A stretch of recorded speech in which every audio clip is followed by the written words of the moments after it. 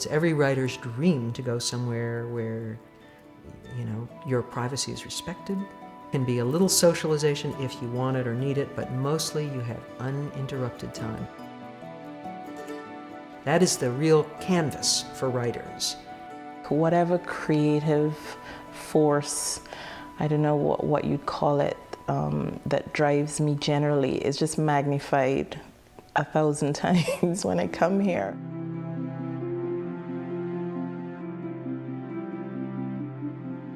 I loved Eureka Springs as a community from the very first time I saw it. It is said that there is a vibe or a spirit or a sense of Eureka Springs, and at least there is historical veracity for that, going back to Native American times. When people are here, it's like, wow, am I Alice? Did I fall down the rabbit hole? What is this place? There is something about the town itself, Eureka Springs. There's this creative vibe that just, you feel it as soon as you start to come into the town and you see all the little, artsy huts and things like that as you're coming along.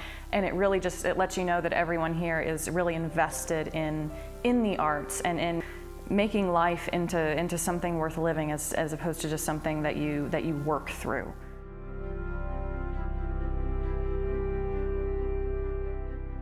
My co-founder, Ned Shank, late husband, and I did start the colony, and I was talking about it a lot. I had a library full of classic American books that were composed or written at Writers' Colony. It is quite extraordinary the level of output that happens when you give talented people time and space to do it. Appalachian Spring was written at a colony. West Side Story was written at a colony. A Distant Mirror by Barbara Tuchman. Why Are We in Vietnam? Writers from 44 countries have stayed here.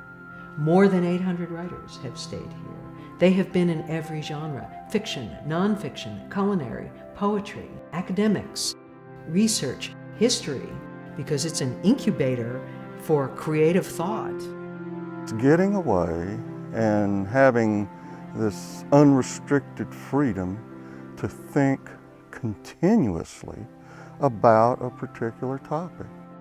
The freedom that you feel even within the nature that also is surrounding all those art places as you're coming through, it starts to open you up even before you've arrived at the Writers' Colony, which I think is one of the best things about coming here, because you're already in that mindset even before you even pull into the driveway and check into your room. It's an absolutely unexplainable experience to just be walking around with a story in your head. It's like something that you need to get out. So being able to come here and to just, forget about everything else and just do that is such a gift. It really is a gift. And I think it's important for society to recognize that it should give creative persons that gift, because that allows us to give back so much more, so much of ourselves.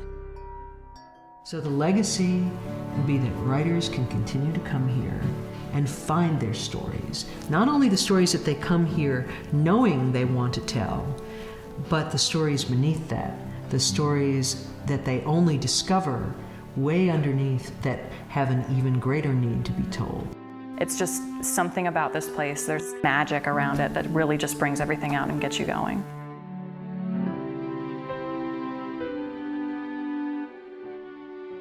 The Writers' Colony at Derry Hollow, where writers write, books are created, and the cultural world is better understood, explored, enjoyed, and appreciated.